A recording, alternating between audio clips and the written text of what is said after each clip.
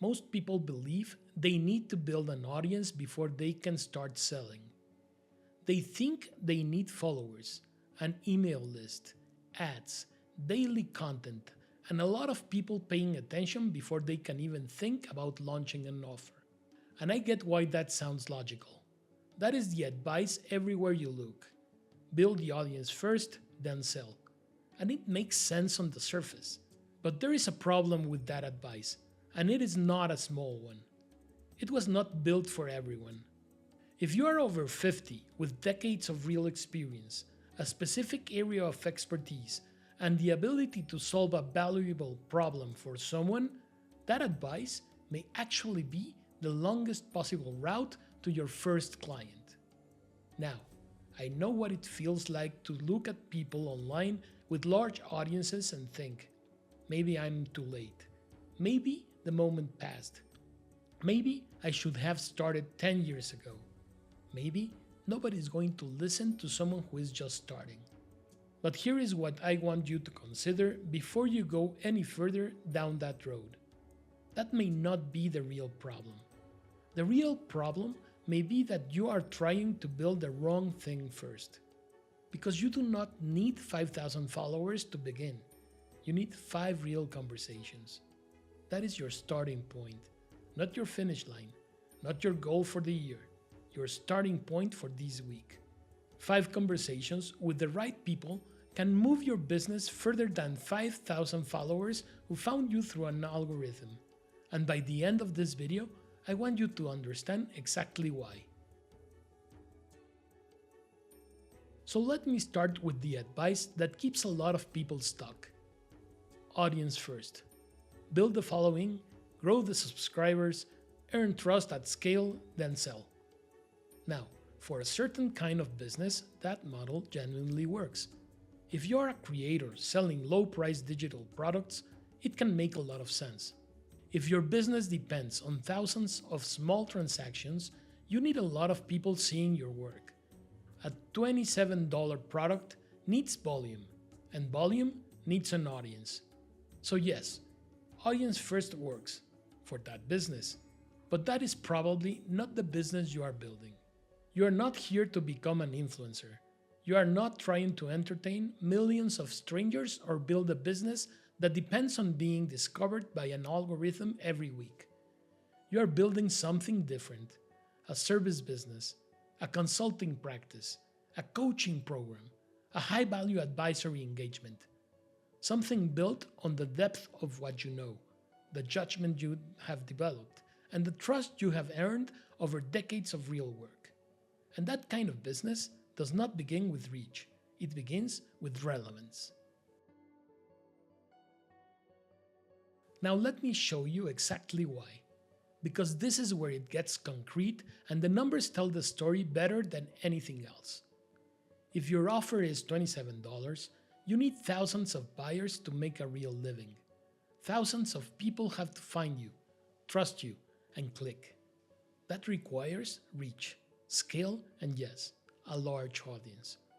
But watch what happens when the offer changes. If your program is $1,500, you need 10 clients to generate $15,000. If it is $3,000, you need 5. If it is $5,000, you need 3. And if it is $10,000, you need 2. 2 clients. That is not an audience problem. That is a conversation problem. And once you see that, it changes everything about how you think about starting. So here's what most people get wrong. They are waiting for an audience when what they actually need is access. And there is a real difference between those 3 things: your audience, your market, and your access. Your audience is everyone who might follow you one day. That number may be small right now. It may even be 0, and that is fine. Your market is everyone who has the problem you solve. That number is much larger, but you cannot reach all of them today, and you do not need to. Your access is the people you can reach right now, without building anything first.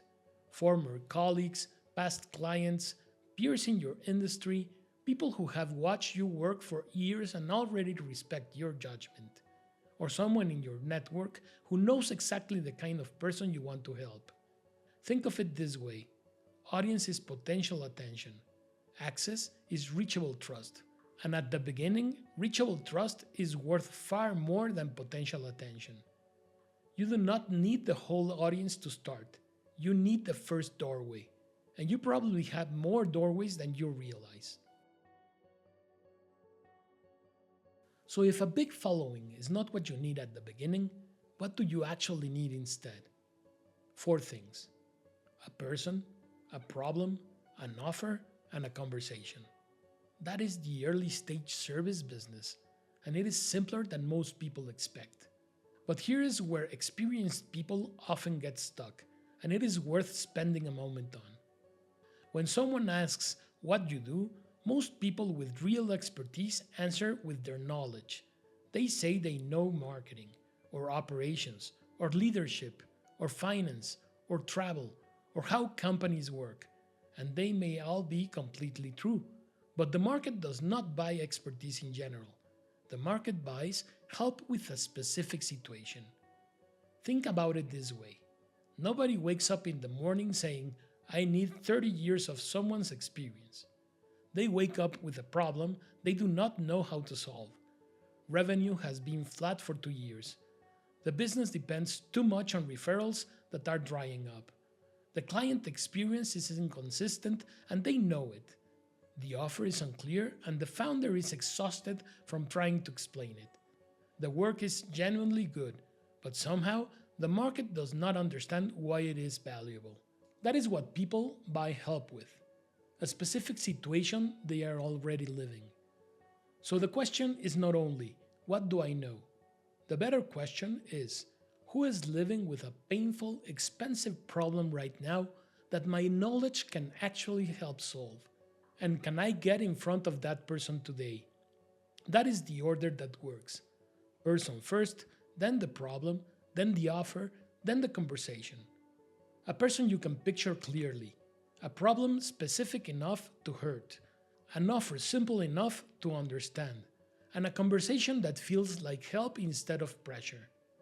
That is where the business begins, not with a perfect website or a large audience, with one person who has a real problem and enough trust to talk to you about it honestly. Now let me give you a real example from my own business, because I do not want any of this to stay theoretical. A few months ago, I launched a newsletter writing service for luxury travel professionals. I did not have a following for that specific service. No website for it, no separate brand, no ad budget, no case studies, no testimonials, nothing that most people would say you need before you can start selling.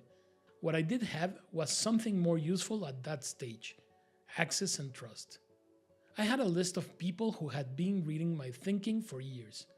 They knew how I approached business, they knew I understood marketing, and they knew I understood the travel industry. They trusted my judgment. They just did not know I was offering that particular service yet. So I sent one email. The offer was simple. I would write one newsletter for them, so they could see what their clients would actually receive before deciding anything else. No long commitment, no complicated package, just a simple way to experience the work first. And I ended it with one clear instruction: reply with the word "right." 3 days later, I had my first paying client. Not because I had a huge audience for that service, because I did not. Not because I had a perfect sales page, because I did not have that either. It happened because the right person already trusted me. The problem was real, and the offer was simple enough to say yes without hesitation. And here's what I want you to take from that story. At the start, access and trust almost always beat reach and volume. A lot of service businesses begin much closer to this than people realize. A clear problem, a simple offer, and the right conversation in a small room. The audience can come later, and it usually does, but the first proof often comes well before the audience is even there. So what does this actually look like in practice? Let me make it as concrete as I can. 3 things this week. Not this quarter, not this year, this week. The first thing is to name the person. Not a vague category like business owners or people over 40, but a real type of person you can picture sitting across from you. Someone with a situation you understand deeply, someone who has a problem you know how to help with, and someone you could actually reach with one email, one message, or one introduction today. The second thing is to name the problem, and this is where most people stay too broad. They struggle with marketing is not specific enough to be useful. A better version sounds like this. They have been running their business for 10 years, but revenue has been flat because they have no consistent way to stay in front of potential clients. That is something a real person can recognize in themselves immediately. Or if leadership is your area, they built the company themselves, but the team still depends on them for every important decision. And now the founder is exhausted and the business has stopped growing. That is the kind of specific language that makes someone stop reading and say, that is exactly where I am. The more clearly you can name the situation, the easier it is for the right person to find themselves in it and reach out. The third thing is to start one conversation. Not a pitch, a conversation. It can sound like this. I am working on something for people dealing with this exact situation. I thought of you because you know this world well. Can I ask you a few questions? That is it. No deck, no proposal, no funnel. Just a thoughtful question from someone they already respect. And then you listen. Because that conversation will tell you more about your offer than hours of thinking alone ever could. You may discover the problem is not quite what you assumed. You may hear the exact words people use to describe it. You may find out what they have already tried, what they would genuinely pay to fix, or why your first version of the offer needs adjusting. And none of that is failure.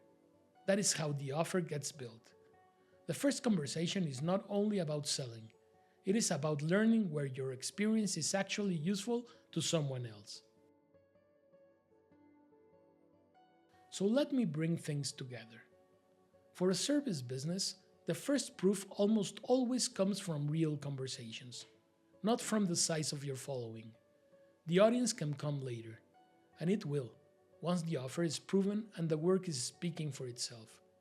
But if you are over 50, with decades of experience in a specific field, I want to say something directly.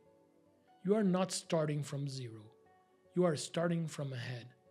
You are starting with years of relationships, hard-earned judgment, problems you have already solved, mistakes that taught you things no course ever could, and patterns you can now recognize faster than most people ever will. That is not baggage you need to apologize for. That is the most useful thing you bring to the table. So do not spend this week trying to build the whole audience. Start smaller and start closer. Start with the people who already have a reason to trust your judgment, the ones who already know what you are capable of, and have one honest conversation about a real problem you can help with. Start 5 conversations. That is the whole goal for this week. The PDF guide linked below will walk you through the first step. It will help you name the person, define the problem, and begin to shape the offer. Download it, work through it, and before you build anything else, define your first 5 conversations.